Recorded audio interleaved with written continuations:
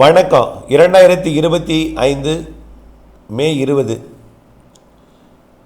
செவ்வாய்க்கிழமை மதிய நிலவர புதுச்சேரி மாநில வானிலை ஆய்வறிக்கை. புதுச்சேரி,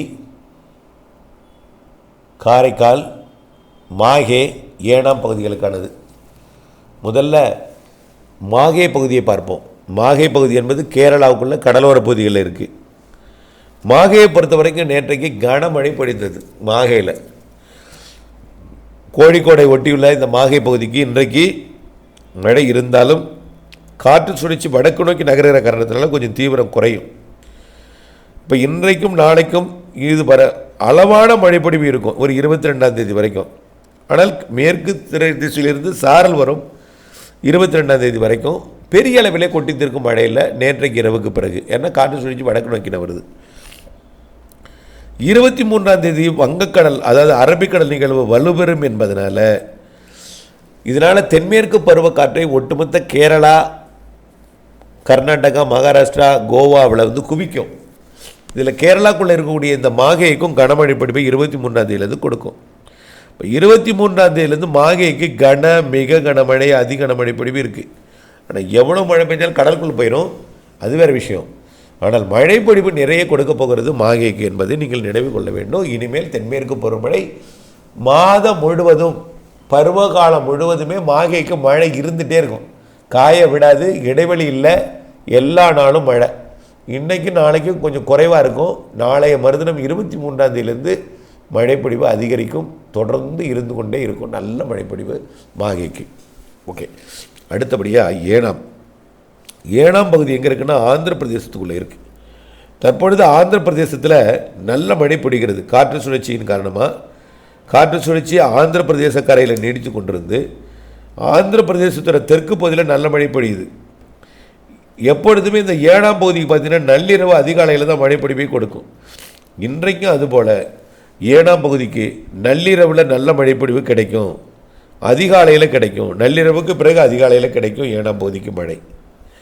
அதே போல் நாளை 21ஆம் தேதி நள்ளிரவும் 22ஆம் தேதி அதிகாலையும் கனமழை காத்திருக்கு ஏனாமுக்கு. அதே போல் 22ஆம் தேதி நள்ளிரவு 23ஆம் தேதி அதிகாலை கனமழை காத்திருக்கு. இப்படியே எல்லா நாளும் நள்ளிரவுக்கு பிறகு அதிகாலையில் கனமழை இருக்குது. ஏனாமுக்கு உறுதியாக இருக்குது. காக்கிநாடா மற்றும் ஏனா பகுதிகளுக்கு கண்டிப்பாக நள்ளிரவுக்கு பிறகு அதிகாலையில் கனமழை இருக்கிறது. தொடர்ந்து எல்லா நாளுமே இருக்குதுங்க. மாத இறுதியில் ஒரு வலுவான நிகழ்வு உருவாகுது வங்கக்கடலில். இதனால் அப்படியே மழை இருந்து கொண்டே இருக்கும். ஏனாமுக்கு மழை இருந்து கொண்டே இருக்கும், அதில் எந்த மாற்றமும் இல்லை. அடுத்தபடியாக புதுச்சேரி மற்றும் காரைக்கால் பகுதியை பார்ப்போம். புதுச்சேரியை பொறுத்த வரைக்கும் இன்றைக்கு மழை வாய்ப்பு இருக்குது. ஒரு மாலை 6-7 மணிக்குள்ளே, 9 மணி 8 மணிக்குள்ளே மழை வாய்ப்பு இருக்குது கண்டிப்பாக. அதாவது தற்பொழுது சென்னை, திருவள்ளூர், காஞ்சிபுரம் மாவட்டங்களில் பெய்து கொண்டிருக்கக்கூடிய மழை அப்படியே கொஞ்சம் தெற்கே புதுச்சேரி வரைக்கும் கொடுக்கலாம் என்று எதிர்பார்க்கப்படுகிறது. அப்படி வாய்ப்பு அமையும் போது 9 மணிக்குள்ளே புதுச்சேரிக்கு மட்டும் கொடுக்கும், காரைக்காலுக்கு வாய்ப்பில்லை. நாளைக்கும் புதுச்சேரிக்கு வாய்ப்பு இருக்குது. நாளைக்கும் அதாவது இரவு ஒரு 8, 9, 10 மணிக்கு நாளைக்கு இரவு புதுச்சேரிக்கு வாய்ப்பு இருக்குது. ஆனால் காரைக்காலுக்கு வாய்ப்பில்லை. ஆனால் குறைவான மழை, குறைவான நேரம் தான் பெய்யும். 22ஆம் தேதியும் புதுச்சேரிக்கு வாய்ப்பு இருக்குது, ஆனால் காரைக்காலுக்கு வாய்ப்பில்லை. காரைக்காலை பொறுத்த வரைக்கும் காற்று பகுதியாக இருக்கிறது, அதே காற்று பகுதியாக இருக்குது. புதுச்சேரிக்கு மட்டும் அடிக்கடி வாய்ப்பு இருக்குது. பாலக்காட்டு கணவாய் காற்று புதுச்சேரிக்கு தெற்கே, நாகப்பட்டினத்துக்கு வடக்கே, இந்த மயிலாடுதுறை மாவட்டம் மற்றும் காரைக்கால் மாவட்டம் வழியாக தான் கடலில் போய் இறங்கும். இதனால் காற்று பகுதியாக அமைஞ்சிடும்.